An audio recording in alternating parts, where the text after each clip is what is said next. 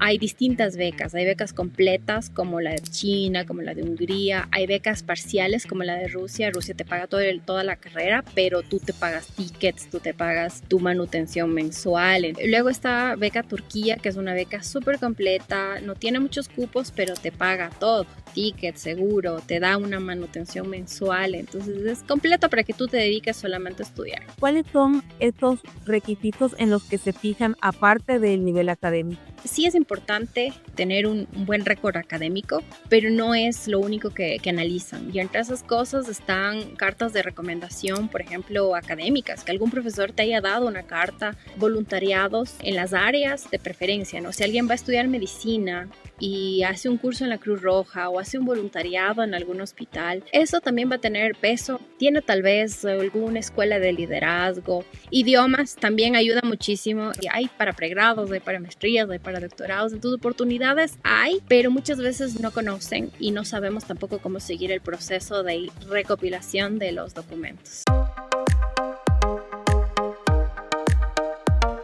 ¿Qué tal? Bienvenidos a De Viaje en Viaje Podcast. En este episodio hoy vamos a hablar del tema becas. Sé que para muchas personas que quieren vivir y tener esta experiencia en otros países, siempre están buscando esta información. Hoy voy a conversar con Carla Cornejo. Ella es ecuatoriana, tuvo su experiencia viviendo, estudiando en Rusia y también asesora a personas que quieran tener una ayuda para al momento de aplicar a estas becas. Carla, ¿cómo estás? Te agradezco por aceptar conversar hoy conmigo. Hola Francis, no, gracias a ti, qué chévere verte de nuevo y pues súper dispuesta a ayudar con la información que sea necesaria. Claro, con Carla ya nos conocemos hace unos 5 años. Yo creo que en 2020, en esta época de la pandemia, también estábamos hablando sobre esto. Yo hice una entrevista en un canal anterior que tenía, en donde también estábamos hablando de las personas que han vivido en otros países y ahí nos enfocamos en tu experiencia en Rusia, que hoy también la vamos a conversar, pero ya en estos últimos 5 años, igual que hemos seguido en contacto. Sé que pues ahora tienes una experiencia más amplia con este tema de las becas, ya has comenzado a asesorar a personas de diferentes países. Entonces, de todo eso pues vamos a estar hablando el día de hoy, pero vamos a comenzar con la experiencia que tú tuviste al viajar desde Ecuador a Rusia para ir a estudiar. ¿En qué año fue? Eso fue en el 2014, o sea, ya hace muchísimo tiempo atrás. Una experiencia súper interesante en un destino que para mí no era completamente desconocido, pero sí tuve bastantes choques culturales. A mí me hubiera encantado tener la asesoría que yo ahora doy y de ahí justamente nació toda esta idea de colaborar y de ayudar y de asesorar, acompañar a estudiantes porque muchas cosas que fue muy complejo el proceso de postulación a la beca. Yo no sabía dónde hacer traducción de documentos al ruso, quién quito dónde encuentro, cómo es realmente Rusia. Y Rusia es distinta, no es como en Ecuador. O sea, una cosa es vivir en Quito, otra cosa es irte a vivir tal vez a Esmeraldas, otra en Manta, otra en Loja. Lo mismo sucede en todos los destinos, pero especialmente destinos como Rusia, donde el idioma es una barrera al inicio. Pienso yo que sí es importante tener un acompañamiento para conocer cosas que te pueden ayudar a sobrellevar de mejor manera este cambio, porque al fin y al cabo yo allá terminé viviendo, tenía planificado vivir 5 años, terminé viviendo 7, estudié no solamente mi carrera, sino también la maestría con beca y entonces se convirtió en un destino que ya básicamente es tu segundo hogar. Y tuve mucha suerte al postular en una carrera, además que me encantaba, en una ciudad, San Petersburgo, que es la ciudad cultural y que pienso yo que si yo me hubiera ido a estudiar tal vez en Moscú o en alguna otra ciudad, no hubiera tenido las mismas oportunidades que tuve en la ciudad donde terminé. ¿Y por qué Rusia? En 2014, cuando decidiste viajar, ¿por qué Rusia? Bueno, fue para comenzar un destino que sí tenía en mente porque mi papá también estudió en la Unión Soviética hace muchísimos años y claro, yo había escuchado mucho sobre ese destino, pero no sabía el idioma. surgió que dentro de, no en las redes sociales, pero sí en el periódico, que en ese entonces todavía se leía mucho más del periódico, apareció una noticia con esta promoción de estas becas. Yo la verdad es que dije, bueno, ¿por qué no? Porque también hay un detalle de si yo no hubiera estudiado ahí, si yo no hubiera aplicado, si yo no hubiera ganado la beca, difícilmente hubiera podido estudiar acá en el Ecuador, porque en ese entonces tampoco existía la Universidad de las Artes, no había la carrera que yo buscaba, y entonces siento yo que sí fue todo, como dicen, ¿no? A su tiempo. Llegó esa beca, la vi en el periódico y dije, bueno, ¿por qué no? En realidad yo hice una postulación súper rápida, en una semana se cerraba la postulación y yo conseguí todos los papeles así al apuro. Algo que yo ahora sugiero y recomiendo que no lo hagan, que hagan más bien con tiempo, y que esta beca se abre cada año y se abre usualmente entre septiembre a enero, febrero. Entonces hay bastante tiempito, postular, ir preparando la carpeta, encontrar dónde se hacen las traducciones. Ahora nosotros ya tenemos bueno, yo tengo una fundación cultural y en la fundación tenemos traductores certificados, ya todo el proceso de acompañamiento que a mí me hubiera gustado tener en su momento. Cuéntame cómo fue la experiencia de vivir estos 7 años en Rusia, cómo cambió tu vida una vez que viajaste desde Quito. Bueno, cambiaron un montón de cosas. Pienso yo que sí era el destino ideal para mí. Choques culturales, como en todo lado, el tema del idioma fue complejo. Yo tuve que estudiar ruso previo a la universidad y en realidad fueron como 6 meses, 6 a 9 meses que nos dan un curso intensivo de ruso, primero no solo gramática, sino también léxico de acuerdo al perfil. Entonces mi perfil era de historia del arte y me empezaron a dar historia en ruso, literatura en ruso, para un poco irme familiarizando. Había gente que iba a ingenierías y les daban matemática en ruso, entonces también evaluar tanto conocimientos como léxico. Y aprender ruso en 9 meses es algo que uno dice no es imposible, pero en realidad se puede. Tienen una metodología súper desarrollada y de las cosas que a mí me cambiaron más fue el poder adaptarme, o sea, el generar esta mente de adaptación, porque no es un destino fácil. El invierno sí fue complejo, los primeros inviernos, tal vez el primero sobre todo, el cambio de alimentación, de comida, de adaptarte a qué es lo que comen y sobre todo también entender la cultura, que eso es algo en lo que yo suelo un poco hacer énfasis, porque más allá de las buenas notas que un estudiante puede tener, esto de adaptarse no surge para todos. No todos estamos preparados para ir a enfrentar un destino donde no se hable el idioma, donde tal vez yo al principio sentía que todos los rusos me gritaban en todo lado, pero luego te das cuenta que eso es parte de la cultura, que ellos hablan así, que no están enojados contigo, que es simplemente el cómo ellos son. Y te das cuenta que realmente empiezas a adentrar en la cultura y entiendes y también tú cambias. Yo cambié muchísimo, a mí me molestan y me dicen que yo me arrusé porque yo me volví más rusa.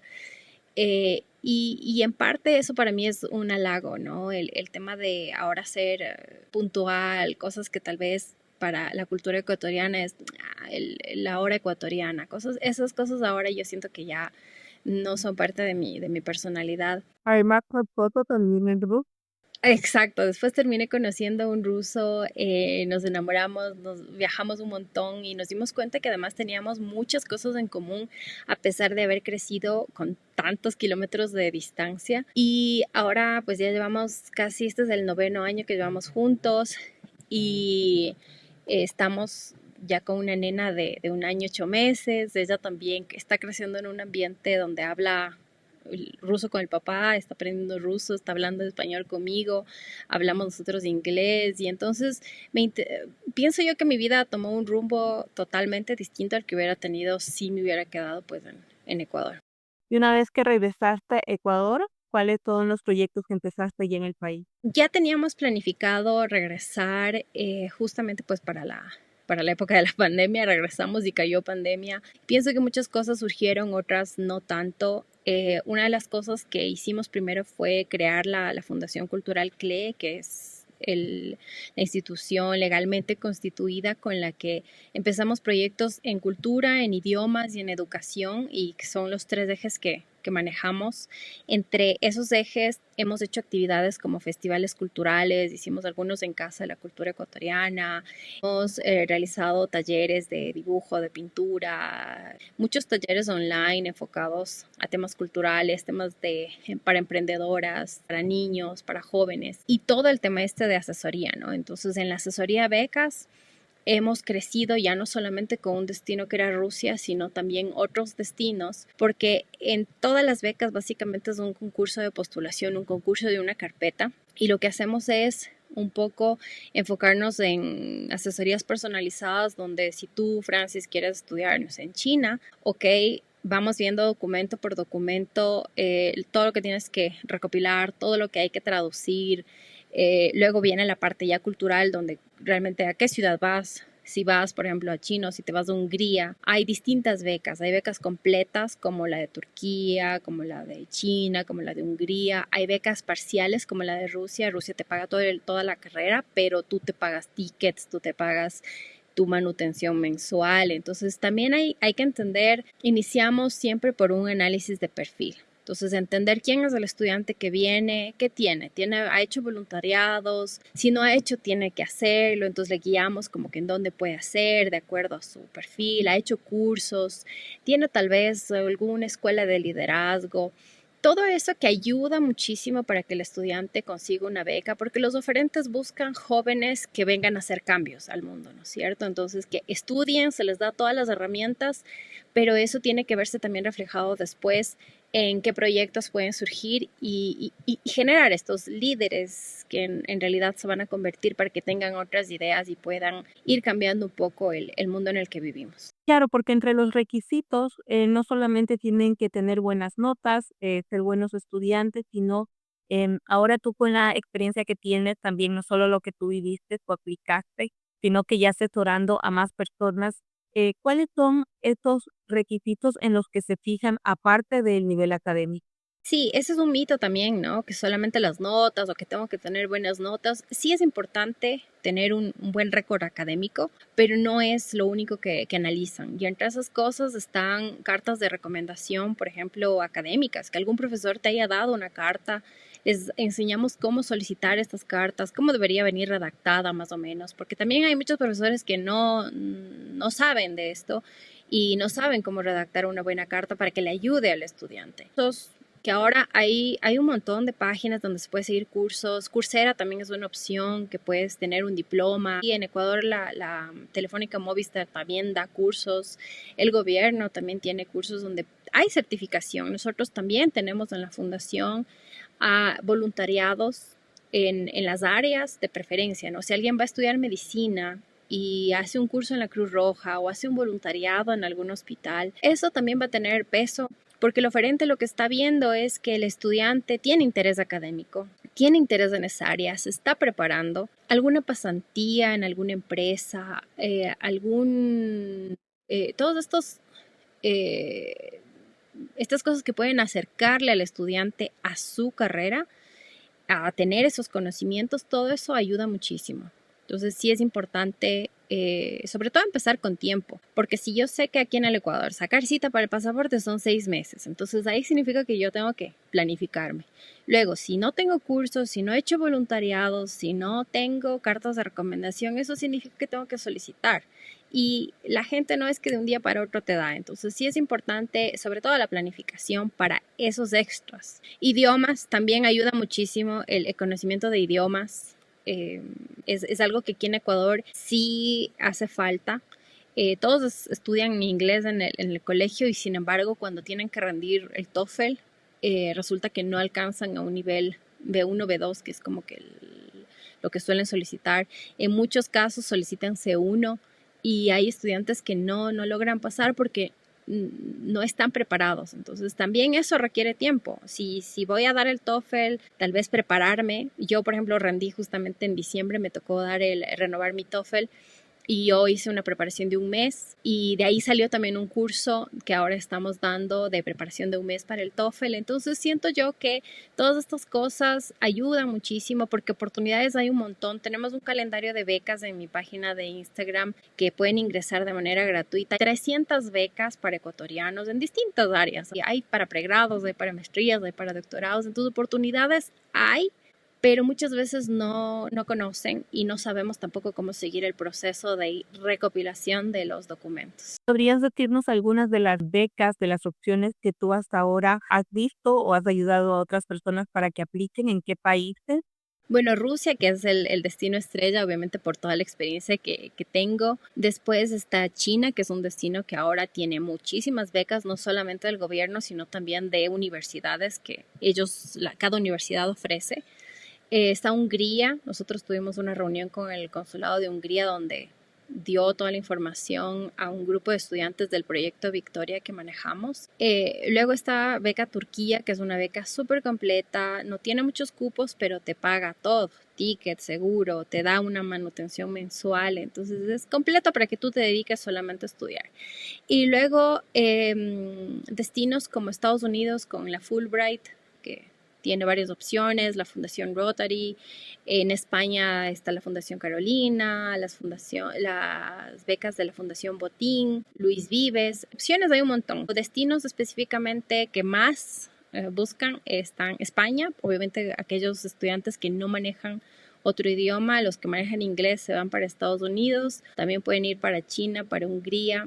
Y en China, con el idioma, ese tipo de becas, ¿tienen que aprender igual el idioma del país o estas becas también pueden aplicar con inglés? Depende, usualmente pregrados es casi muy similar a Rusia. El estudiante va a aprender chino y, bueno, mandarín y después continúa su carrera.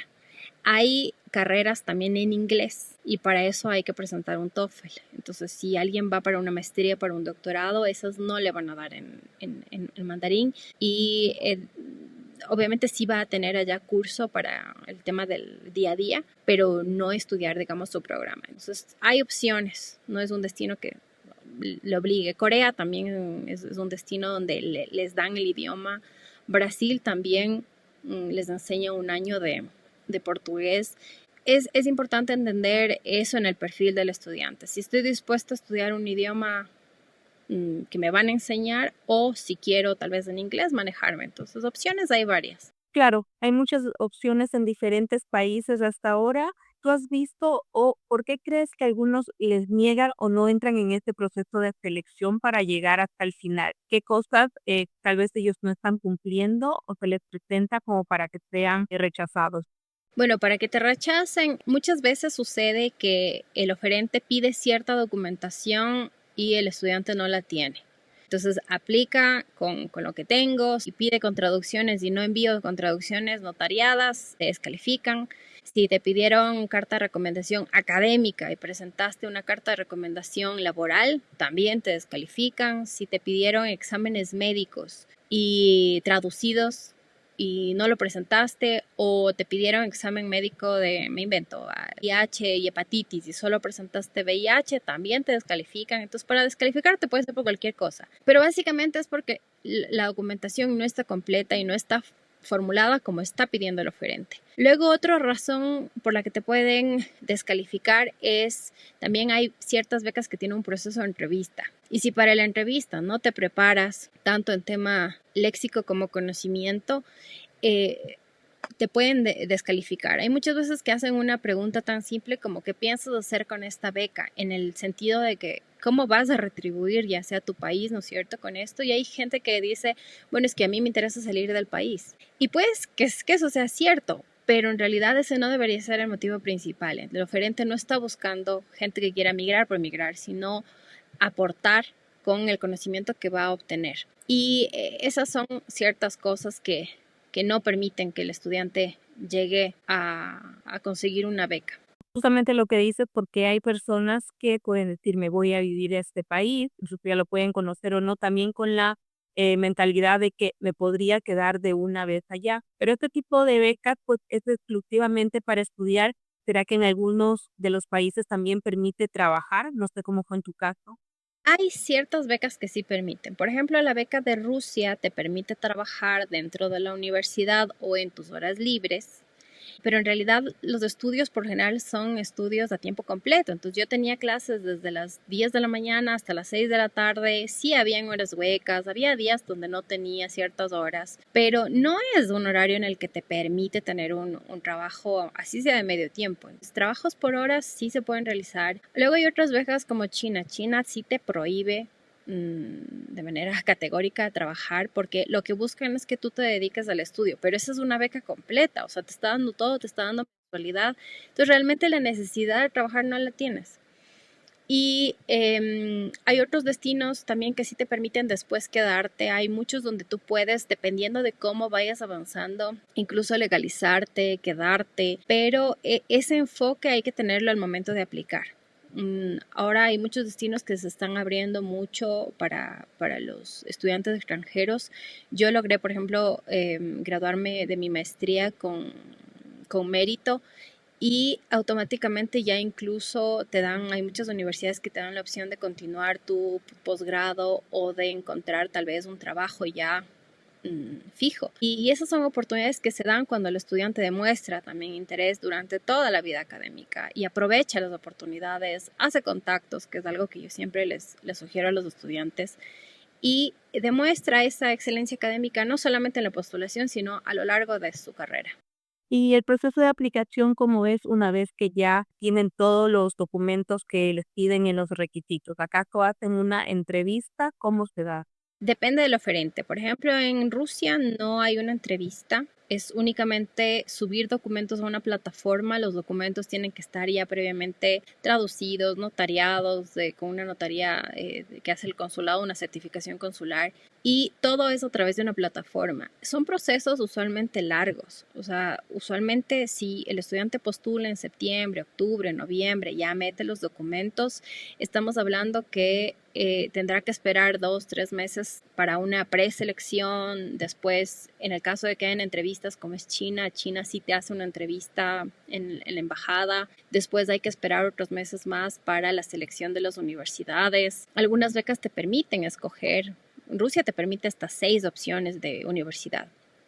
China te permite 3.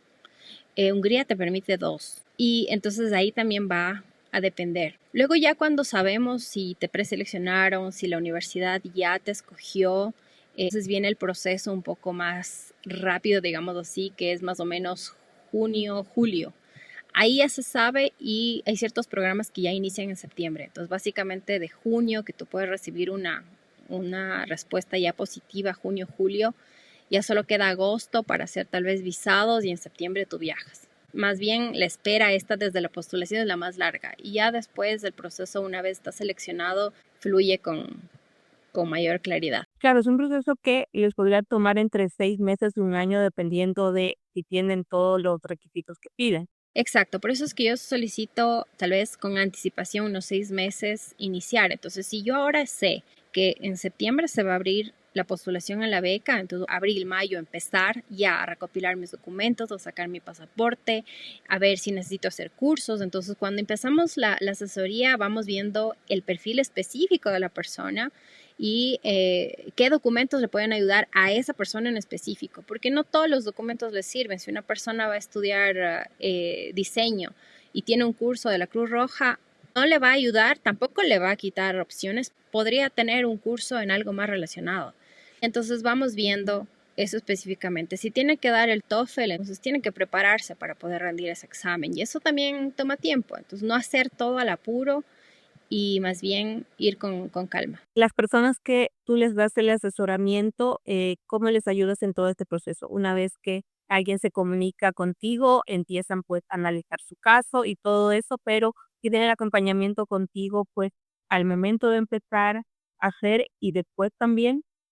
Es una asesoría completa desde el análisis del perfil, luego ya la decisión de la beca a la que va a postular, la preparación de los documentos y después la preparación para el viaje y qué es lo que viene después porque también súper lindo, ya gané la beca, me subo al avión y llego y ¿qué hago? cómo me registro en la residencia. A veces hay becas que piden que el estudiante se vuelva a hacer exámenes médicos y todos esos procesos que son ya más burocráticos, es importante conocerlos porque a veces los chicos salen del Ecuador y ni siquiera han abierto una cuenta de banco y les toca abrir en un país extranjero y no saben cómo. Entonces, eso también revisamos, se les da una guía, por ejemplo, para tipo guía de supervivencia, porque en muchos casos en destinos donde viene un invierno, si ellos viajan en septiembre, para diciembre ya van a tener su primer invierno y sí hay muchos cambios, tanto en la comida, el clima,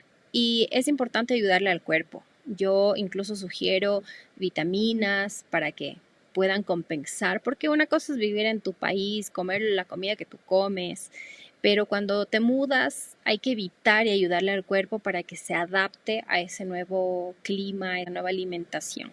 Actualmente, ¿cómo estás de viaje? Sé que hace varios años cuando conversamos también estabas haciendo varios viajes, conoces diferentes países. ¿Cómo has cambiado? Cuéntame un poco los últimos años con todo el tema de los viajes.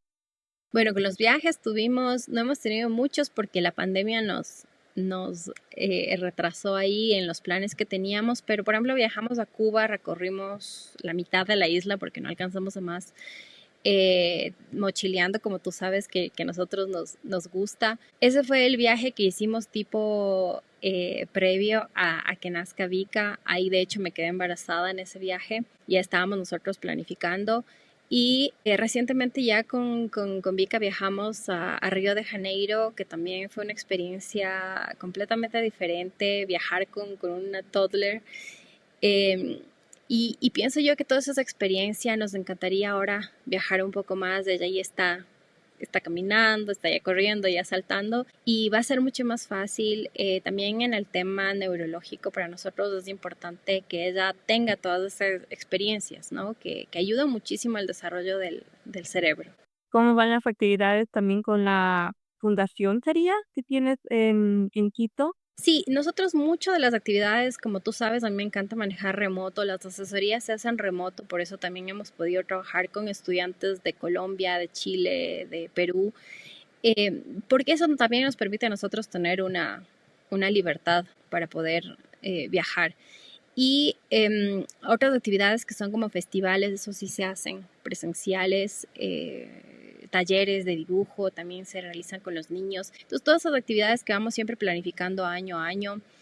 Y tenemos también producción de libros, estamos dedicados a traducciones de poesía rusa, traducciones de creaciones de libros. Ahora vamos a sacar libros para niños, libros para colorear, que van a ser de fácil acceso porque nos interesa mucho también fomentar la lectura, que eso ayuda al cambio cultural, ¿no? El país no puede cambiar si es que no cambiamos la cultura, si es que no cambiamos la mentalidad, si es que no incentivamos a que la gente estudie, se prepare, sea más profesional en cualquier área que deseen incursionar. Entonces, horas para los diferentes países para las becas, pero Rusia, que es donde tú tuviste tu experiencia, tienes contactos, ¿todavía tienes tal vez alguna persona que pueda servir de apoyo a estudiantes que lleguen a Rusia? Creo que antes tú terminas.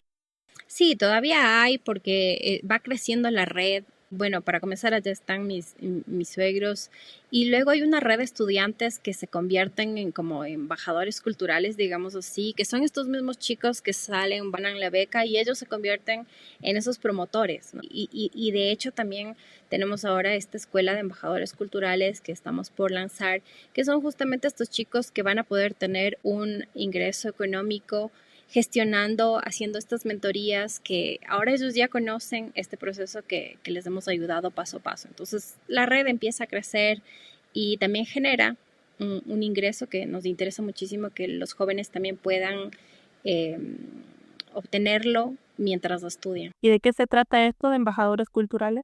En convertirse en justamente en estos, no sé, un chico que por ejemplo viajó con beca con nuestra asesoría a Rusia, se le prepara, se le da una mentoría para que él se convierta en un embajador cultural y va a poder hacer varias actividades. Puede hacer acompañamiento a estudiantes que vayan para, no sé, abrir una cuenta de banco o que les acompañe para el tema este de exámenes médicos o que quiera contarnos su experiencia de cómo es el tema cultural, el choque cultural que tuvo. Entonces empiezan a unirse a la red de la fundación y de esa forma también a dar voz a esto de que hay oportunidades y de que hay becas en otros países. Todas las personas, estudiantes ecuatorianos, pues no necesitan visa para ir a Rusia. También los convenios que tienen los países, se les hace fácil también, una vez que cumplan todos los requisitos, poder ir al país. Bueno, para el tema de becas, sí es importante tener visa de estudiante en todos los países, independientemente de si necesitamos para turismo o no. Por ejemplo, Rusia para turismo no necesitamos, pero para estudios sí. Y ahí, una vez que ganan la beca, el mismo gobierno se encarga de mandar toda la documentación que requieren para el proceso de visado. Entonces, que les nieguen eso es imposible porque tienen todo el respaldo de la documentación. Estas becas solo son para grados, maestrías o tal vez cursos de meses. También hay para cursos de meses, hay, por ejemplo, Turquía tiene, Rusia tiene para cursos de verano, hay otros que son solo para cursos de idioma, sí existen, entonces opciones hay varias, hay para capacitaciones, incluso postulaciones que hemos estado nosotros, yo siempre estoy colocando en las redes